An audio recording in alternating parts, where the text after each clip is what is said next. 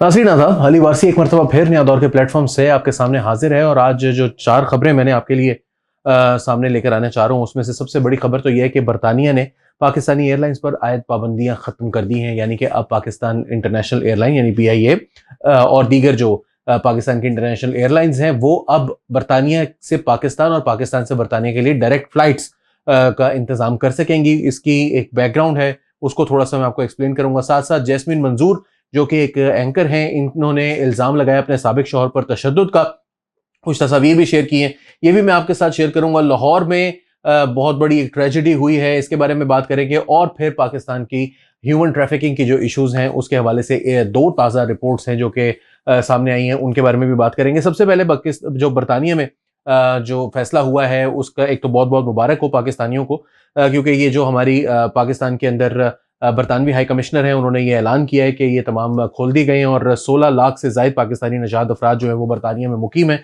उनके लिए ये एक बहुत ही फ़ायदेमंद बात होगी। लेकिन आपको याद है कि ये हुआ क्या था जिसकी वजह से ये पाबंदियां लगी थी? इसका बैकग्राउंड मैं आपको बताता चलूं। कोविड के दिनों की बात है, रमज़ान था, गालिबन जुमातुल विदा था, जब एक फ़्लाइट थी लाहौर से कराची जाने वाली, ये परवाज़ थी PK8303 PIA की, ये गिर गई थी।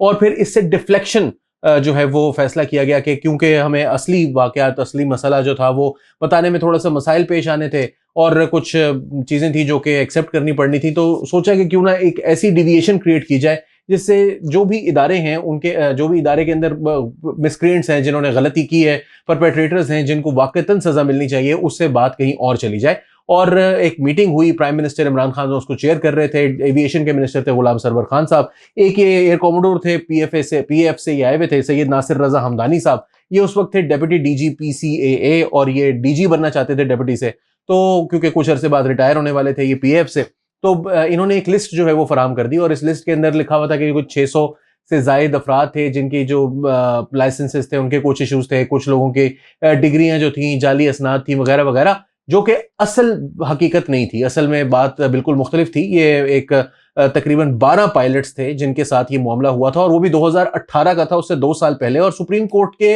एक फैसले के अंदर इनकी जो डिग्रीज चैलेंज हुई थी, उसके बाद जब ये फाइंड आउट किया गया कि ये 12 डिग्रियां जो है वो जाली थी इन पायलट्स की, तो उसकी बुनियाद पर एक ऑर्डर की गई थी इंक्वायरी की, ये चेक किया जाए। और उस लिस्ट के अंदर जो जो लोग आए थे उन सबके नाम मौजूद थे, जिनमें से बहुत सारे क्लियर हो चुके थे, बहुत सारे बाद में क्लियर हुए।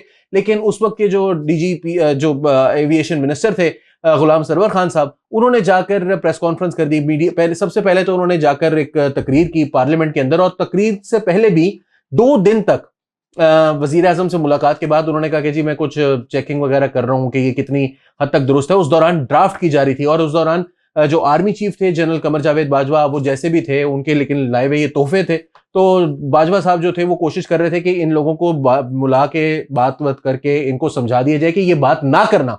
लेकिन गुलाम सरवर खान साहब उस मीटिंग के अंदर मौजूद ही नहीं थे, गायब हो गए उस मौके पर। और उन्होंने कहा कि जी मेरी तबीयत नहीं ठीक, और 2 दिन बाद यकायक वो नमूदार हुए पार्लियामेंट के अंदर और उन्होंने स्पीच की और उसके अंदर उन्होंने ऐसी खौफनाक किस्म की जो है वो, और उनको उस वक्त भी उस ड्राफ्ट के अंदर भी बताया गया कि यार ये बातें ना करना, ये फेक पायलट्स नहीं है, ये फेक लाइसेंसेस नहीं है, डूबियस हैं, आप ये कह सकते हैं, आप ये कह सकते हैं कि इनके ऊपर कुछ कंफ्यूजन है, इसके बारे में हम जो है वो अभी इन्वेस्टिगेशंस कर रहे हैं, लेकिन ये फेक लाइसेंसेस ना है ना कहने की जरूरत है, क्योंकि इसकी इंप्लीकेशंस बहुत खतरनाक है। ना सिर्फ ये इंप्लीकेशंस की बात है, बल्कि ये बात ही दुरुस्त नहीं है। ये पायलट्स के लिए आप झूठ बोल रहे हैं, PIA की सारी दुनिया के अंदर आप जो है वो साख को बर्बाद कर देंगे। पूरे यूरोप के अंदर, अमेरिका के अंदर एक आग लग जाएगी, PIA बहुत बुरी तरह से मुतासिर होगी इसकी। लेकिन उन्होंने एक नहीं सुनी, उन्होंने जाके वो तकरीर की और इस तकरीर के बाद उन्होंने एक प्रेस कॉन्फ्रेंस की जिसके अंदर उन्होंने डबल डाउन किया। फिर उनको समझाया गया कि यार ये बात ना करें। उन्होंने कहा जी लोगों की जानें जा सकती थी और मैं जो है वो मेरे हाथों पर खून होता, विच इज बेसिकली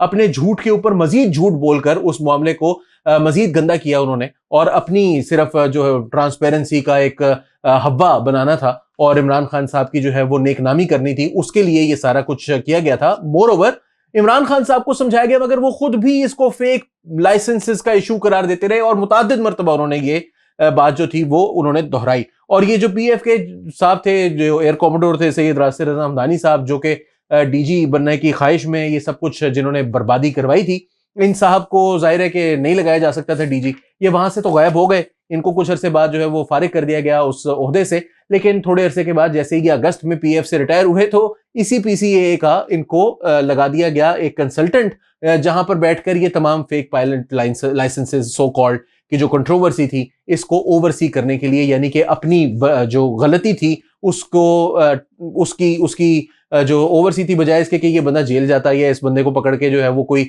इससे बासपुरस की जाती, उल्टा इसको दूध की रखवाली पर बिल्ले को बिठा दिया गया। तो आज बहरहाल 5 साल के बाद हमें ये खुशखबरी मिली है। देखते हैं कि कब तक इमरान खान साहब जो हैं वो दोबारा इस पोजीशन में आते हैं कि वो पाकिस्तान के इदारों को बर्बाद करना शुरू करें। अगली खबर की तरफ चलते हैं। एंकर पर्सन जैस्मिन मंजूर का साबिक शौहर पर तशद्दुद का इल्जाम, तस्वीर भी उन्होंने शेयर की हैं और उन्होंने कहा ये मैं हूं, ये मेरी कहानी है, मेरी जिंदगी पुरतशद्दुद आदमी ने तबाह कर दी और मैं अपना इंसाफ अपने अल्लाह पर छोड़ती हूं। उन्होंने कहा ये उन लोगों के लिए है जिन्होंने एक मुजरिम की तरफदारी की, ये मेरे साबिक शौहर का दिया गया तोहफा है। सबसे खतरनाक इस दुनिया में वो लोग हैं जिन पर आप आंखें बंद करके भरोसा करते हैं, वगैरह वगैरह। इनकी तलाक हो चुकी है अपने साबिक शौहर से और जो उनके जो साबिक शौहर हैं उनकी जो अहलिया हैं उनकी भी तलाक हो चुकी है पहले। और ये दोनों हजरात जो हैं इन उस खातून के ऊपर उनके हस्बैंड और इन साहब के ऊपर इनकी साबिक अहलिया और उस खातून के ऊपर उनके साबिक हस्बैंड जो है वो मुसलसल इल्जामात लगाते रहते हैं। और उन्होंने कुछ मीडिया के लोगों से बात भी की है कि जी ये 24 घंटे इस्तेमाल करते रहते हैं अपने जो प्लेटफॉर्म है जैस्मिन मंजूर साहिबा के बारे में। उन्होंने कहा कि ये बार बार हमें जो है वो बदनाम करने के लिए और उस खातून को भी बदनाम करती हैं, इनको भी, और वो भी कोई हल्के लोग नहीं है, मतलब एक उनमें से पुलिस में है गालिबन और एक जो है वो फौज के अंदर है। लेकिन ये जो है वो उनको उस अपनी मीडिया की जो एक प्लेटफॉर्म उनके पास मौजूद है उसके जरिए कहते हैं, उनका कहना है, दावा है कि वो ब्लैकमेल कर रही हैं।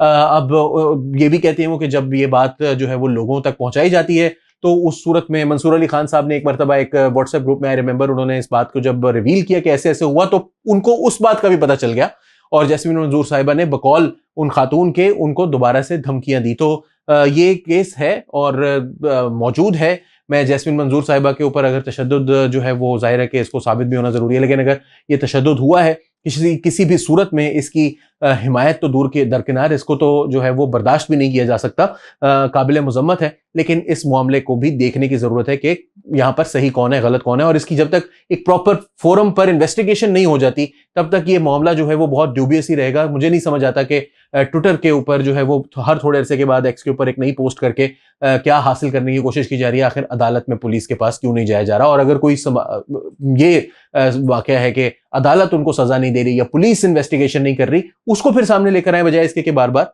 इस चीज को सामने लेकर आना। चलते अपनी अगली खबर की तरफ। लाहौर में मूसलाधार बारिशें हुई हैं, 14 अफराद जान से गए हैं पिछले 24 घंटे के अंदर। इसके अलावा 6 जख्मी हुए हैं। मेरी अपनी हाउस हेल्प, उनका घर की दीवार जो है वो गिर गई। बहुत से लोगों की दीवारें जो है वो गिरी हैं, उनका पूरी रात वो उन्होंने बाहर सड़क पर बैठकर गुजारी है। कल की जो आपके इर्द गिर्द अगर इस तरह के लोग हों तो जरूर उनकी मदद करने के लिए जो कुछ आप कर सकते हैं कीजिए। और बारिश जो है वो जहां बहुत से लोगों के लिए जो है वो एक बहुत ही मज़ेदार एक इवेंट होता है, लेकिन बहुत से लोगों के लिए ये बहुत ख़तरनाक चीज़ भी होती है। तो अल्लाह से हमेशा जो है वो रहमत वाली बारिश की दुआ मांगनी चाहिए। अगले 24 घंटे के अंदर पीडीएमए की जानिब से कहा गया कि लाहौर, सियालकोट, गुजरात, नारोवाल, कसूर, मरी, अटक, गुजरांवाला, बहावल नगर और साहिवाल में भी बारिश रिकॉर्ड की गई है। और अगले 24 घंटे के अंदर मजीद जो है वो मूसलाधार बारिशों की इस इलाके के अंदर जो है वो एक पेशन गोई है और ये 17 जुलाई तक यानी कि कल तक ये सिलसिला जारी रहने की उम्मीद है। इसके साथ साथ फाइनली 10,000 पाकिस्तानी कंबोडिया में फंस गए, 40,000 शाम, ईरान, इराक में गायब। ये सब जो खबरें हैं वो वजारत दाखिला की जानिब से और वजारत मजहबी अमूर की जानिब से पिछले 24 घंटे के अंदर शेयर की गई हैं। वाकया इस तरह से है कि ह्यूमन ट्रैफिकिंग के हवाले से कुछ इन्वेस्टिगेशंस जो हैं वो जारी हैं। तो उसमें ये पता चला है कि जो डंकी लगाकर और कश्तियों के जरिए जाते हैं तो म्यांमार के अंदर, बर्मा के अंदर, थाईलैंड के अंदर और उस कंबोडिया के एरिया में, ये थाईलैंड कंबोडिया साथ साथ ही है, तो उस एरिया के अंदर जो है वो बहुत से पाकिस्तानी इस वक्त स्ट्रैंडेड हैं जंगलात के अंदर। बारिश, और ये जंगलात से मुराद सिर्फ नॉर्मल जंगलात नहीं है बल्कि ये साउथ ईस्ट एशिया है, याद रखिए। तो यहाँ पर ऐसी जंगलात भी हैं जहाँ पर कश्तियां भी चल रही होती हैं और उसी वो इर्द गिर्द जंगल भी होता है।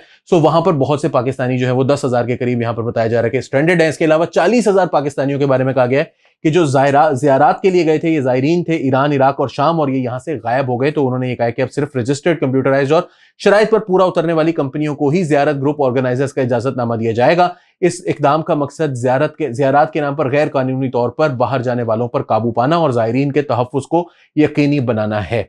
बहुत से ऐसे एजेंसीज हैं जिन्होंने आपसे पैसे पकड़े हुए हों, या अगर आप मुस्तकबिल में पैसे, तो इनको ज़रा चेक कर लीजिए कि ये 2 नंबर ना हो, ऐसे लोग ना हो जिनके पास लाइसेंस ही नहीं है आपको लेकर जाने का, क्योंकि ये खुद ह्यूमन ट्रैफिकिंग के अंदर या तो इन्वॉल्व हैं या फिर इतने नेग्लिजेंट हैं कि उनकी जो ह्यूमन ट्रैफिकिंग के जो वाकयात हैं वो उनके ज़ायरीन के साथ पेश आ रहे हैं और उनको होश नहीं है। तो ये था हमारा आज का खबरनामा। अली वारसी को फिलहाल के लिए नया दौर के प्लेटफॉर्म से इजाज़त दीजिए। आदाब।